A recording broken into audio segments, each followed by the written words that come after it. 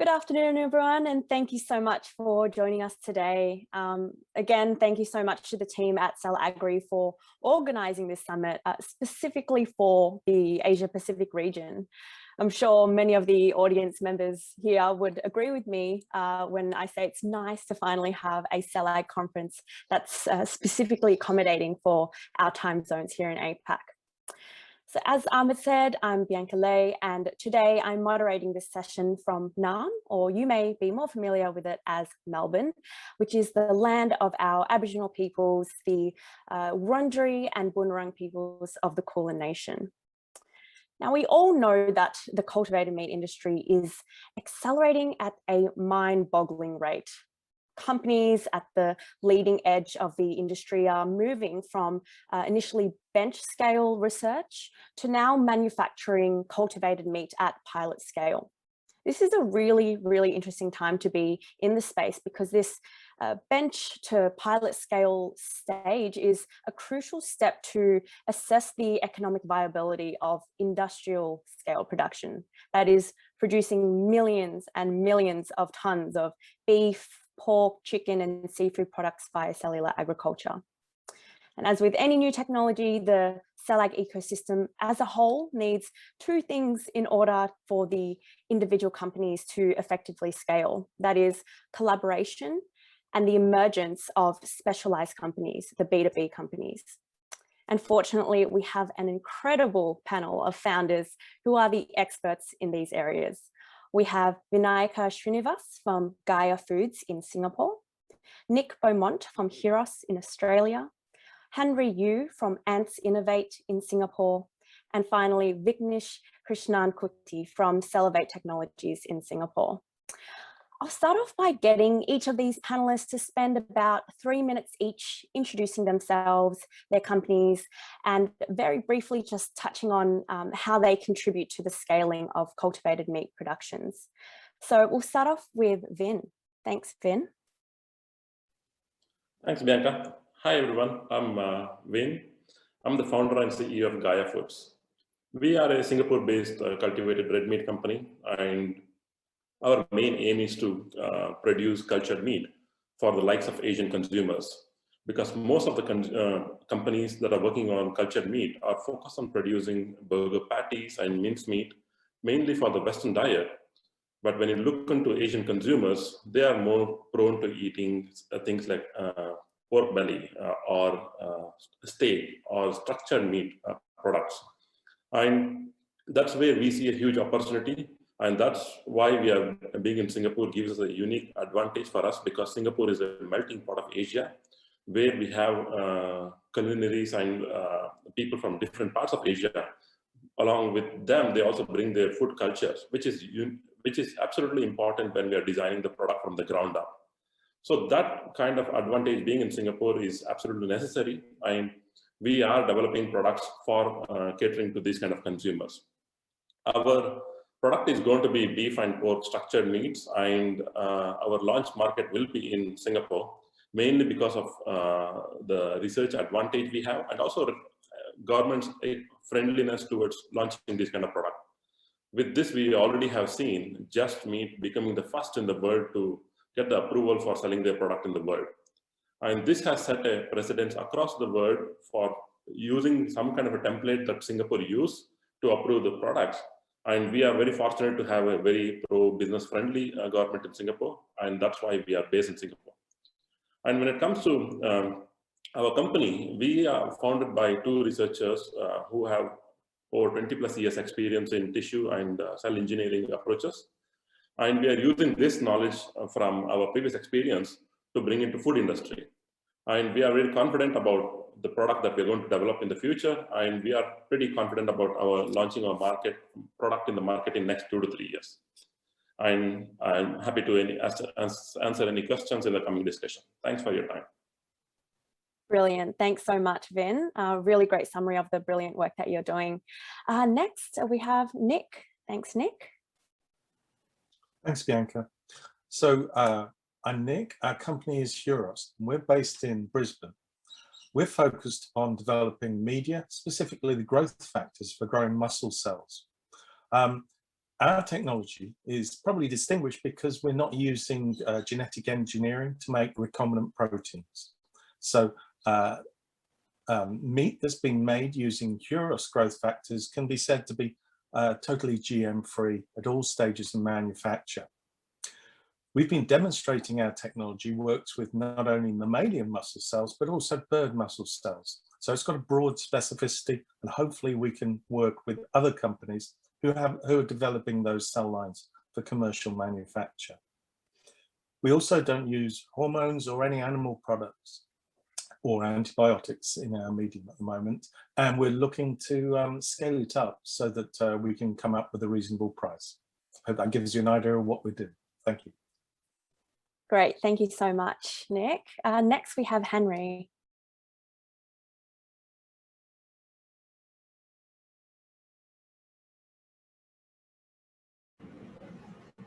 Hi, I'm Hanry Yu. I'm talking on for ANTS Innovate. ANTS Innovate is a technology and product development company.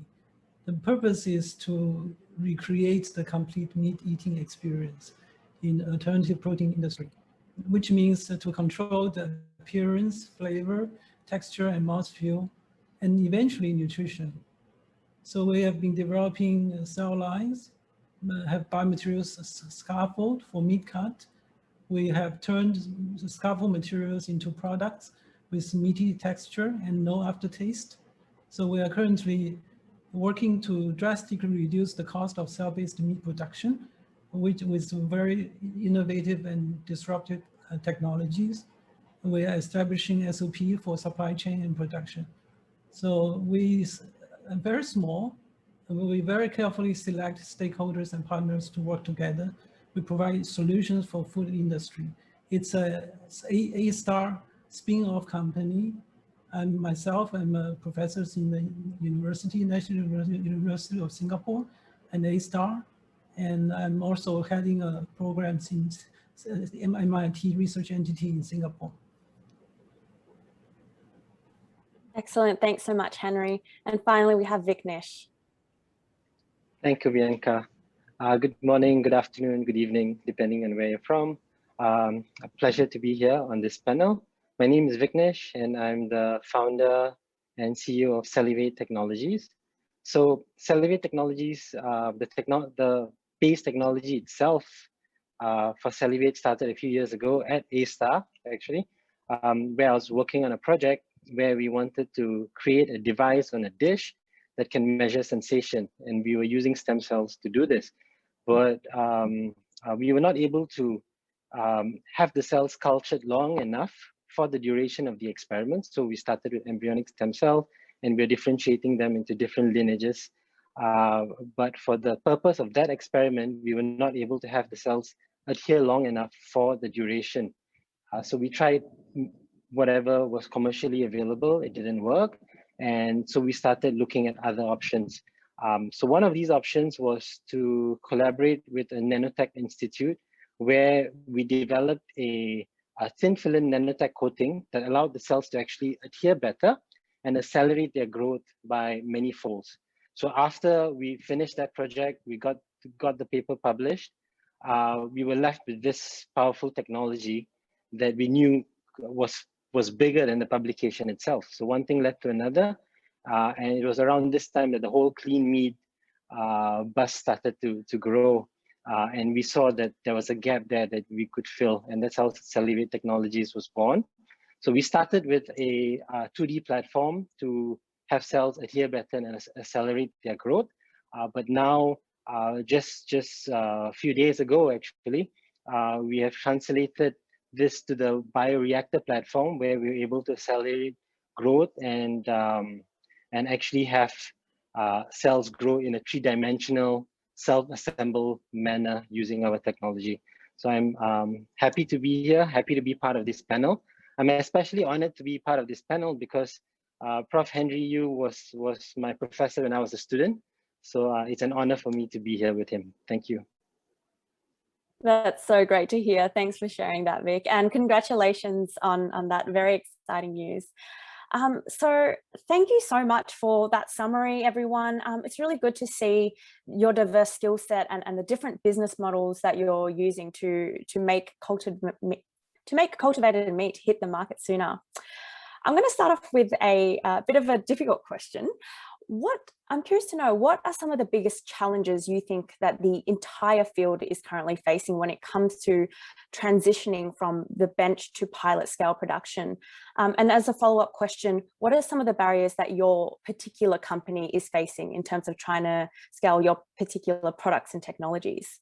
I might start off with Vin. Sure. Thank you, Bianca, for the question. Yeah, there are multiple challenges. Some of them are technical challenges and some of them are non-technical. But in general, as a company and as a whole ecosystem, I have two main two main challenges that we have to overcome for it to go to the market.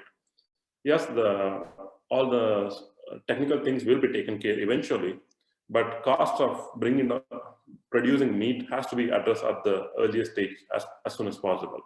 That's one of the things which I believe everyone is working on. How do we bring down the cost of production of cultured meat? And that's with regard to the technical thing. Everyone has our own ideas, and that's the beauty of this industry, because there is no one technology or other which can solve everything. So we need a collective mind to work on to bring down the cost. That's with regard to technical. And non-technical, yes, we had just product released, just meats. But one of the big questions which no one knows clearly is how are public going to accept this and adapt into their eating habit. We don't want to just release a product for the sake of showcasing a novelty of the idea. We want to change how people are going to consume their meat. We want to make sure that they give up their meat to eat any alternate protein products. One of the big issue what we faced when we saw the release of plant-based burgers it was very amazing idea. It helped to kickstart the notion of alternate proteins, but people didn't give up their meat yet. That's one of the story we really want to make sure that we are going to change people's behavior. It may not be happening like overnight or even a year or two, but eventually we want to achieve that so that we are going to reduce the impact of factory style farming on our environment and on us and also on animals. I think these are the two main challenges which we have to find ways to overcome, either through like conferences, communication channels, and many other ways, so that people are educated about this technology. And technical side, yes, we'll take care of it because there are amazing people all putting their brains towards it to make sure that we are going to bring down the cost. I'm pretty confident about that part of it. So I think these are the two main challenges which every company has to focus on in one or the other way. Yeah, I think that's my take on it. Great, thanks, Vin. I completely agree, and we'll definitely touch back on that issue of consumer acceptance and trying to understand what your companies are doing to address that. Viknish, I'm curious to know, do you agree with Vin's thoughts on the technical side of things? Is your company currently trying to scale your product, and are you working with other companies to do so? Definitely. I definitely agree with what Vin said. Right, and yes, we are working with other companies to scale up, and in fact that's a hurdle we are going through, like the scaling up phase, and I think that's something everybody has to go through, especially with disruptive technologies, because what we found is that as we are scaling up, we are faced with problems we never knew existed, and we have to overcome that. But to a large extent, I don't even see that as a problem. I think that's a given. We have to just go through that phase, and we will go through that phase. The future I envision for meat would be more like a coffee machine, where you can kind of choose how much sugar you want, how much milk you want. So in that same way, you choose how much fat you want, more fiber maybe, these kind of things. And I think that we have all the pieces of the technology in different forms, shapes, and sizes to actually make that happen, and that's kind of the future I envision. And I think we have some ways to go to reach there, But that's kind of the goal I'm looking at, not just the scaling up, because I think the scaling up, we will get there. Yeah, I think that's really cool too. Developing like a tailored plug and play technology that makes it really easy for people to use. Yeah, I completely agree. So it sounds like we're in agreement that yes, the scaling issue isn't an issue, it's a given.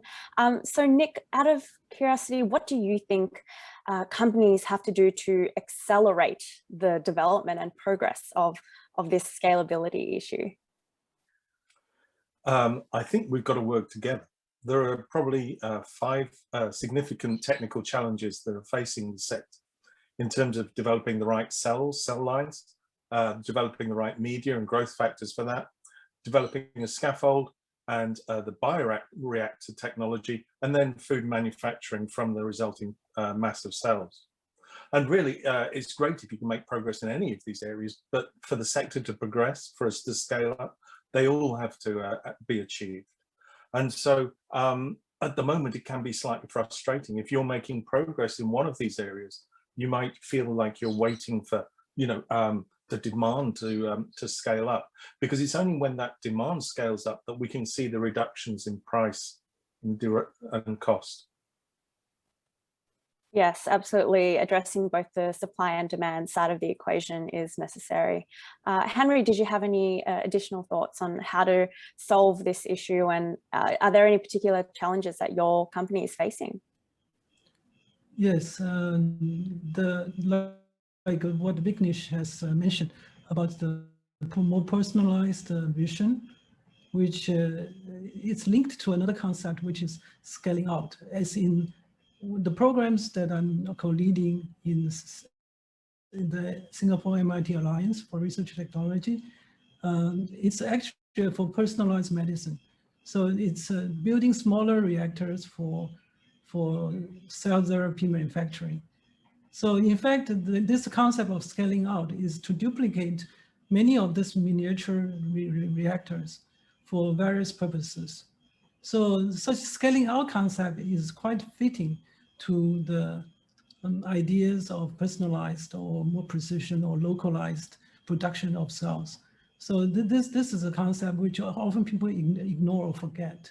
They're often thinking about only to scale it up into large tank, which might not be necessary in all the cases. Great, thank you for drawing that distinction. Scaling up and scaling out is definitely something that we have to think about. I like how you drew a comparison with other existing mature industries. So yes, often the alternative protein space looks up to these other industries like pharmaceuticals, biofuels, regenerative medicine. But when it comes to solving the scalability issue with food, it is really quite different. So I'd love to know whether your companies have drawn inspiration or have worked with industries or companies within these existing industries. Nick, I'd love to hear your perspective since you're developing serum-free media. We're developing serum-free media, but the cells that we're working with are adherent. So some of the technology, for example, in bioreactors, needs to be innovated in this area. We have got to the stage now where we've got a formulation, a proof of principle, and we've costed it up so that we can produce enough for, say, the production of about 20 tons, and we can get the price point on that, which is most encouraging because we think we can approach parity around that time. Great, thank you. Vin, did you have any comments to add in terms of partnering or looking at other industries? Have you worked with other companies? I think one thing what we are trying to change here as a collective is we are trying to change the dependence of animal farming. And animal farming is almost a $1.5 trillion industry. And that didn't happen overnight. And yes, we have to collaborate with other companies to make sure that we have a whole supply chain in place. Even if I have the technology, if I don't get raw materials at cost parity, we are not going to go anywhere. So we have to work with many other, like we are working with a variety of companies actually. It's not just, some of them are not even related to biology. They are chemical manufacturers and ingredient suppliers. So we have to also ensure that along with the technology that we are developing, we also want to make sure that this whole ecosystem supply chain is in place, so that when things are in place, we want to make sure that it can be produced in a large quantity. If we can't do that, it will be a very, very niche product. We can't really move out of our labs and small scale factories to a much bigger impactful journey. I think definitely we have to work with multitudes of companies and partners. Great, thanks, Vin. And Viknish, do you see a lot of partnerships happening in the APAC region? Curious to know, especially with this new regulatory approval in Singapore, has that sparked more collaborations and partnerships? Yes. So there's definitely been more conversations, especially since we're in Singapore. So we are trying to leverage on that. But before I forget, Nick, we should talk, because we are also innovating primarily for adherent cells. So I would love to work with you on this. So just in case, I just wanted to get that out in case I forget. So let me just continue to your question. Yeah, definitely. So we are somehow, and we have had many conversations with SFA too, but SFA is more interested in the end product rather than what we are doing, right? So because if they look at all the enablers, it's going to be too much work for them. So they would rather look at the end product, the end meat product, and assess those. You see, so that's kind of their broad stance on this. But it does give us advantage being in Singapore, because we kind of have direct access to them. We can write to them with questions, and they're pretty good with answering questions too. Yeah, so definitely. So I think one of the issues or the area I'm in now is that I need to expand my team and my resources, right? So I can tap more into the companies that I can work with, because I've already reached the limits of my capacity, and so now I need to expand myself. Yeah. Great, Nick, you've got a new collaborator. What are your thoughts? Oh, that's great, Vignesh. We'll get in touch. Yeah, that sounds great. But this is one of the things that we're trying to promote here. And we've been discussing the kind of problems with collaborations, even across Asia and the Pacific. And some of the problems that we find is that we have to be sure that our intellectual property, our kind of know-how is protected when we get in touch, particularly if you're getting in touch with some larger corporations. We've got a very tempting potential collaboration with a very large corporation from Asia. But how would we protect ourselves going into that? So that's something that we have to think about if we're going to develop a kind of network of companies working together. Definitely. Yeah, thanks for bringing that up, Nick. It's definitely a huge issue that the ecosystem's currently facing. Would love to know, Hanry, your perspective. You are coming from the university space, so how do you deal with the intellectual property when it comes to working and collaborating with the private sector versus the universities? Yeah, basically, before getting to an intellectual property issue, I think the last question regarding collaborations. Collaborations, they are both upstream and downstream. As Viknish mentioned, the SFA mainly look at the end product. So for end product collaborations, mainly we have to deal with food industry who manufactures them and distribute them.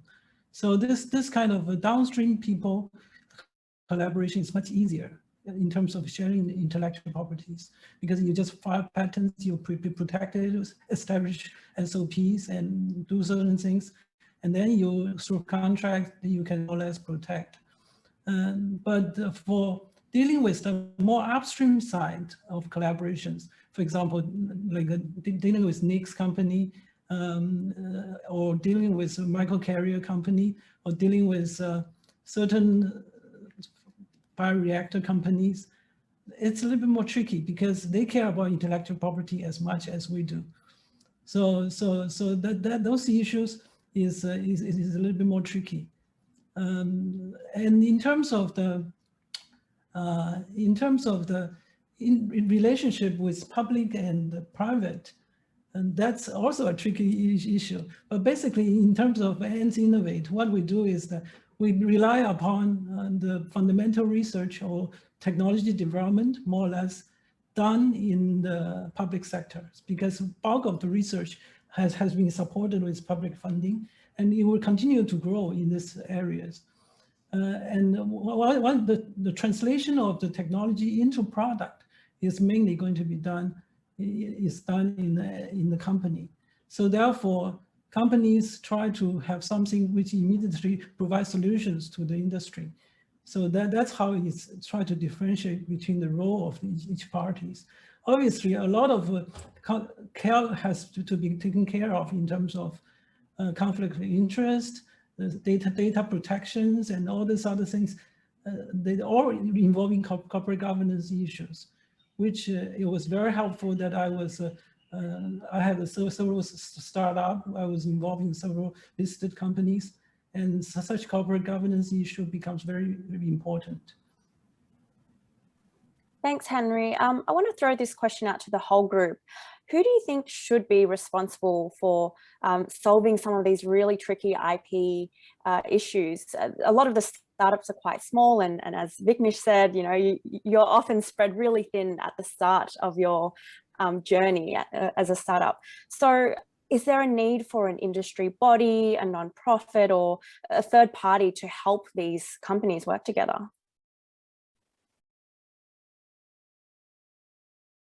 If I can come in, I think something like that would be ideal, right?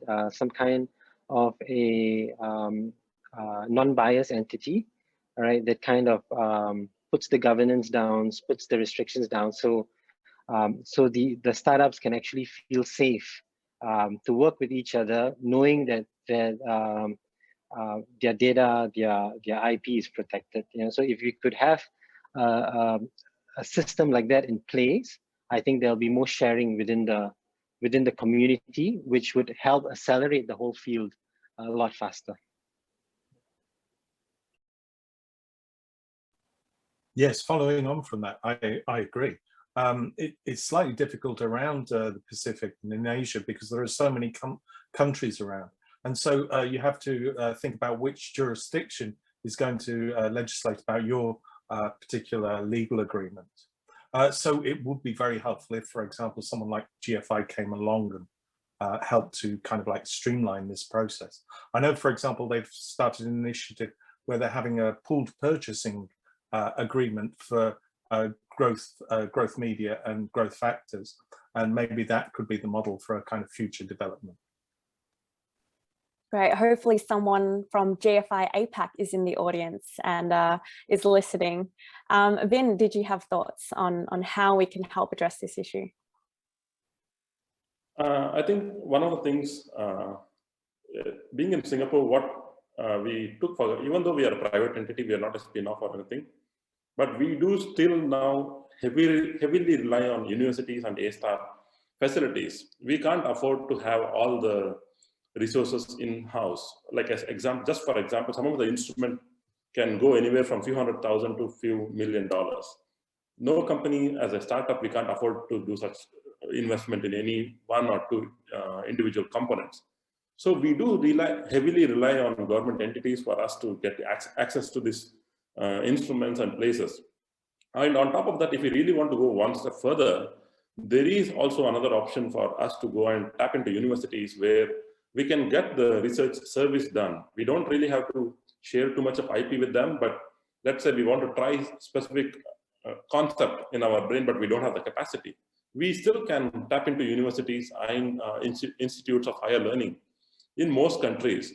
I think that's one of the biggest advantage, which if someone is like resource strapped, I think that we can definitely make use of that kind of arrangement, and which we are actually doing. We can't do everything on our own. We are heavily relying on universities and researchers for some of the ideas we want to test. I think that's pretty good for us in Singapore.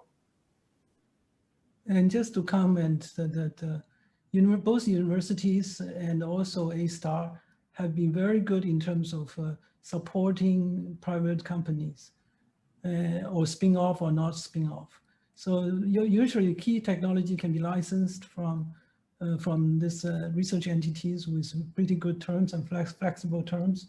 And so therefore it enables the private companies to tap into the outcomes from the research. And they're joint efforts. For example, there's certain funding mechanism, matching funding with industry. And so they are encouraged to work with private companies. Yeah. In Singapore, that's one of the advantages we have, because we are very, very closely linked to most universities here. And I think that's an amazing thing here in Singapore. Yeah, and in addition to the universities, we're seeing more and more government support. That's why I got really excited about the news between Hanry, your involvement with the Singapore and New Zealand government funding a collaboration with cellular agriculture research in mind. Hopefully we can see something like that happening in Australia. Don't worry, we're working on it at CellAg Australia. So watch this space. I want to go back to that issue of public perception now. And I'm really curious about the role of B2B companies when it comes to science communication and engaging with the consumers, because often you're dealing with other companies, you're not really working or talking to the general audience, the future consumers. So Viknish, I would love to know what your organization is doing in terms of improving the public perception of cultivated meat. So we are a B2B company, right? So the things we're doing in terms of public perception is, I would say, small, right? Because our focus at this stage is more on the technology, is more on productizing our prototypes, and also reaching more customers. So we're not really at the stage where we are reaching out to the public just yet, but we have that in our forecast, you know, where we want to actually reach out to the public, educate the public in different ways, starting from schools, because the whole conception of it coming from the lab and it being yuck, you know, is just a perception, right? Because once they are educated into what exactly is in the food, in the cultivated meat, right? They would definitely change their mind. So we don't see that as a very big hurdle. In fact, just from conversations with friends and family and people we interact with, we're already seeing a change in mindset. You know, from them saying that I would never try it, to them saying, you know, I would like to try it. You know, what is it about? You know, how does it taste? So I don't see it as a hurdle, to be honest. But from Celibate's point of view, we are kind of early to actually go out to the public at this stage, but it is there in our vision. Great, Nick, it'd be great to get your perspective too. Yes, I very much agree with Viknish. It's all about the stage you're at. We are B2B companies, but we're also developing new technology, and this has to be protected. So at this stage, we have to be somewhat guarded about what we can tell everyone. More, we can tell them what we're not doing and how we're avoiding certain things, technologies. But I think as soon as we're able to go public, for example, when patents are lodged and granted and things like that, then it's our duty to kind of explain, to bring transparency to this sector and explain to people, and then they can make up their minds whether they accept this technology. But for that, they need information, and I think that will come out in the near future.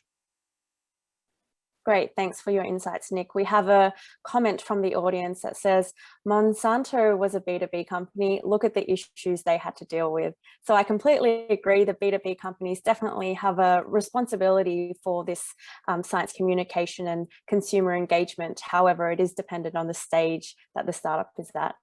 Hanry, I'd love to know your thoughts on the role of your company with consumer perception. Yes, this is a very important question. And as we try to integrate technologies or develop technology and make into product which cater for the consumer's sensory response, this issue is very, very carefully managed. basically, that's the reason why you occasionally see some media release or press release, but very rarely you hear us talking. I seldom come onto the conference to talk about things related to company, because when something needs to be more mature before we try to manage or try to communicate with the public what is happening. Otherwise, we will do more harms than good for the image of the industry.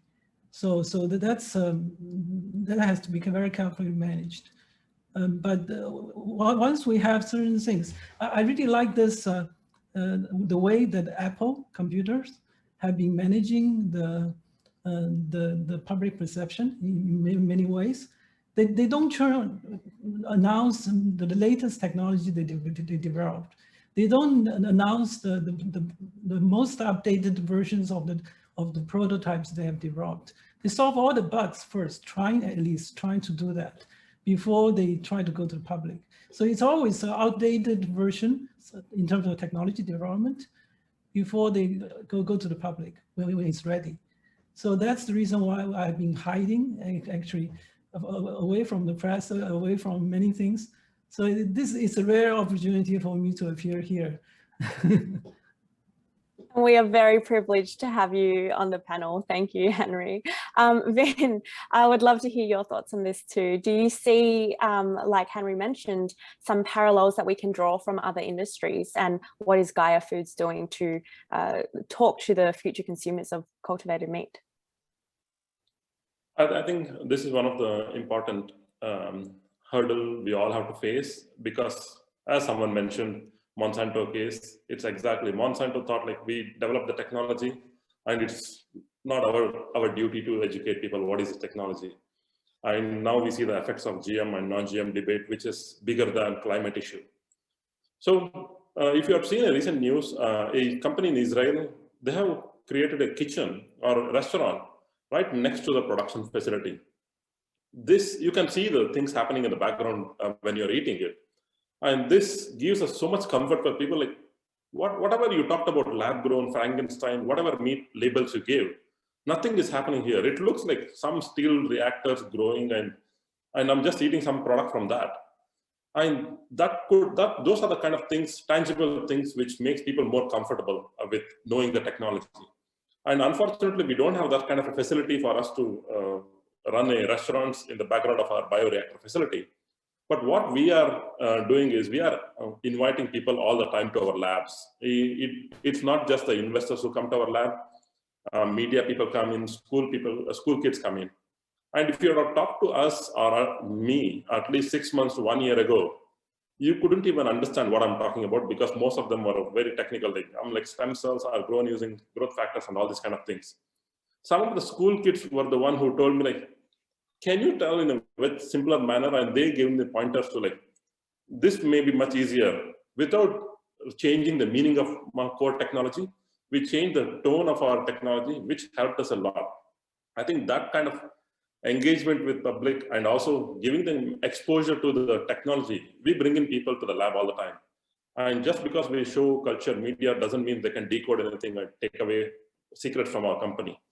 And what we do is we show them how things happen step by step, and then, oh, that's it. This is cultivated meat, and they get surprised to see that what's novel. Like, why are you claiming so big, scary names to this technology? I think that's what we are trying to do. And if any of you are in Singapore would like to just get a feel of what happens in the background, do reach in touch. We'll be happy to just give a quick tour about our small labs, what happens in the background. I think that will be more comfortable for you rather than me telling you, like, oh, it's a good technology. Rather than you see it, then you realize what happens.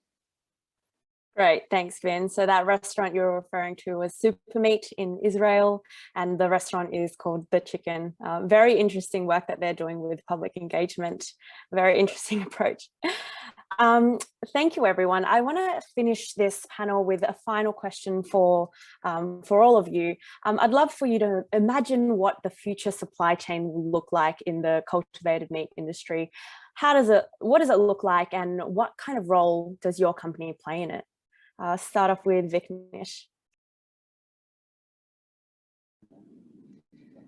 That's very nice way to end things off.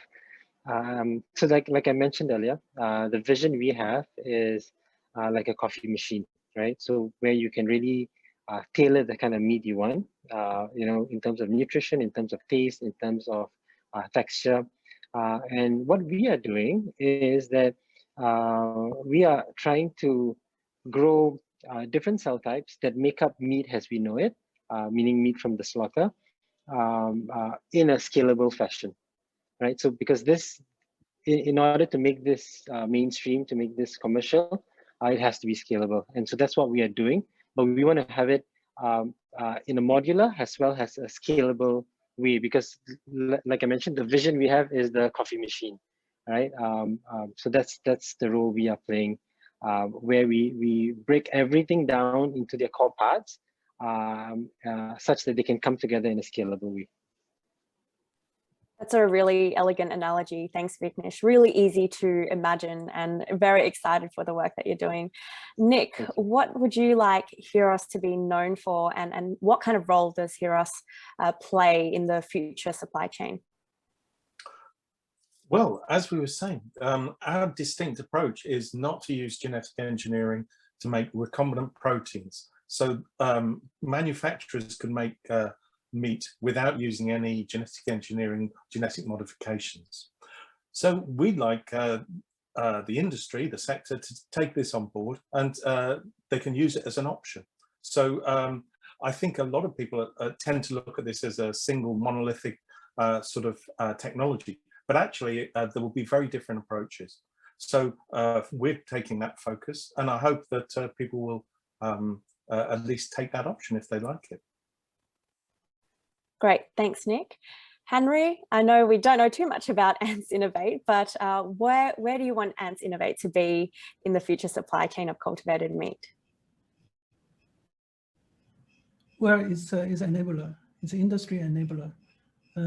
So what will happen is we notice that this cell-based meat industry has been developed mostly, I mean, too much hype and not enough solid scientific substance. So that's the reason why we came in. We believe there's a large body of literature, there's a large community of scientists. It's very serious scientists in various related areas, such as cell therapy, manufacturing, such as tissue engineering, biomaterials.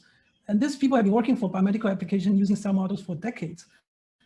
And bulk of the people, the serious people, have not come in yet into the field of cell-based meat. So this is what we hope to bridge that. In terms of Ants Innovate, we try to translate those cutting-edge technologies into serious solutions for the industry. So, for example, Viknish was talking about doing all the smaller parts of the sensory response. There's a large community of food scientists as well. How to integrate these two parts together? It takes really serious scientific and technological development. So I think currently this part is greatly lacking. We're trying our best to facilitate that. I could not agree more, Hanry. Yeah, there's so much hype in the industry right now, and there's just not enough transparency and open access information about the science and the R&D happening behind the scenes. So there's a huge need for more talent pipelines to get into the field. Really agree with you there. Vin, what are your thoughts on Gaia Foods' role in the future supply chain? I think Prof. Hanry mentioned that we want to be enablers. The first set of companies which came in, they didn't really have to prove any technology. They just have to show a few things. In some tasting session, that would have been good to get few tens of millions of dollars for them. But the second wave of companies, what we are all, we can't simply do that. We can't simply go out in the market and say that, oh, we are a cultivated meat company, give me money. It doesn't fly anymore. If you are planning to open a company, you need to have solid technology. And that's what we are all focusing on. We have like much enabling technology, which will be used by first wave of companies and also for the future generation of companies. I think these kind of, now it's a proof of technology. It's not anymore about oh, I can grow cells or not. That's gone already. It's like, how can you grow some structure around it? How can you grow in large scale? How can you grow in a cost-effective manner? These are the kind of technology we have to really prove to the investors and the market if we want to survive. And I think that's what exactly we are trying to do. We are focusing heavily on technology. We are not simply, we want to produce, we are not simply going to claim that, oh, we want to be the first one to produce meat. That's like, we have seen the likes of Netscape and lots of other first comers and see what has happened to them. And that's fine. Like, first generation of companies get a lot of attention, but it's our responsibility to make sure that the technology is developed in the background also. Because if you don't have technology supporting your growth, eventually the buzz will die off and then people will lose interest. We want to make sure that technology is keeping up abreast with the some of the statements we are all making, and we are going to develop things in such a manner that it's not just a buzzword or anything. It can really come into near your supermarket in the near future. And that's what we are all focusing on to do.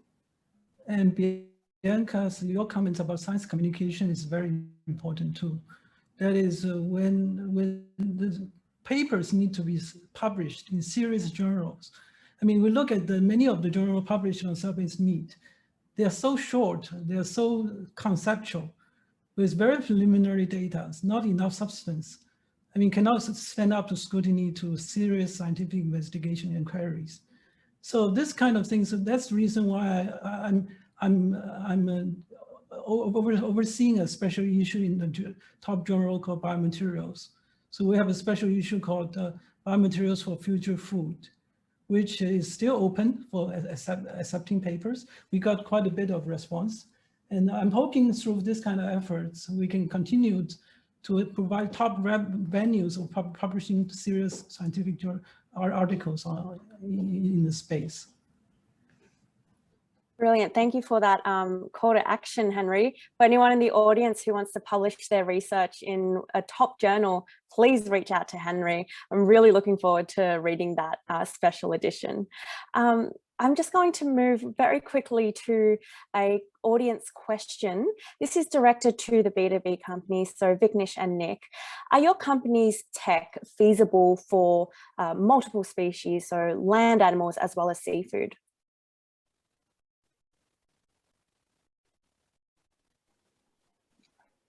I'll go first.